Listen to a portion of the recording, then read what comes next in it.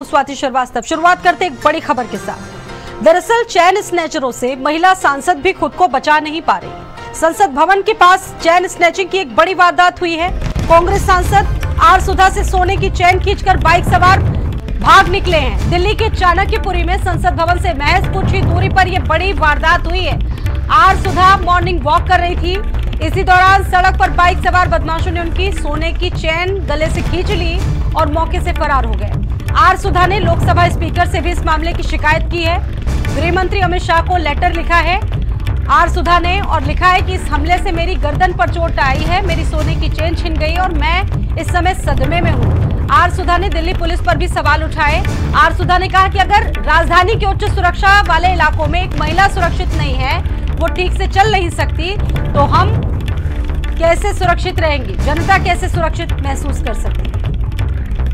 तमिलनाडु भवन में के पास सुबह टहल रही थी, मॉर्निंग वॉक कर रही थी आर सुधा और इसी दौरान अज्ञात बदमाशों ने उनकी चैन खींच ली, जिसके बाद उन्होंने गृह मंत्री को एक लेटर लिखा है और उन्होंने सीधे तौर पर सवाल उठाया कि दिल्ली देश की राजधानी में अगर इस तरह की घटनाएं होंगी, यहाँ पर लोग खुद को सुरक्षित महसूस नहीं करेंगे, तो फिर दूसरे शहरों का क्या हाल होगा। सुबह टहलते समय ये वारदात घटित हुई है। कांग्रेस सांसद सुधा से चैन स्नैचिंग की ये वारदात सामने आई है राजधानी दिल्ली में।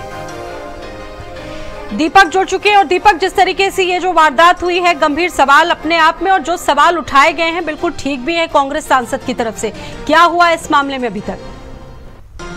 बता दें आपको कि जिस तरह से लुटियंस जोन का यदि हम दिल्ली में जिक्र करें तो सबसे सेफ माना जाता है, क्योंकि यहाँ पे तमाम सांसदों का आवास है, तमाम जो मंत्री हैं उनका आवास है। उस जगह पे जब स्नैचिंग होती है, चेन की जब चोरी होती है, तो इस कानून व्यवस्था पे सबसे बड़ा सवाल खड़ा हो जाता है। क्योंकि हम देखा है कि किस तरह से दिल्ली में क्राइम को लेकर के कई शिकायतें आ रही थी, लेकिन अब जब ये वीआईपी इलाके में इस तरह की घटनाएं सामने आ रही है तो सीधे तौर पर कानून व्यवस्था पे सवाल किया जाता है। जहाँ पे कांग्रेस सांसद जो सुबह मॉर्निंग वॉक पे निकली थी और उनके साथ जो ये हादसा हुआ, उनके साथ दो चोर बाइक पे आते हैं। ठीक है दीपक, आपका शुक्रिया जानकारी देने के लिए। तो सुबह टहलते वक्त अज्ञात बदमाशों ने इस घटना को अंजाम दिया।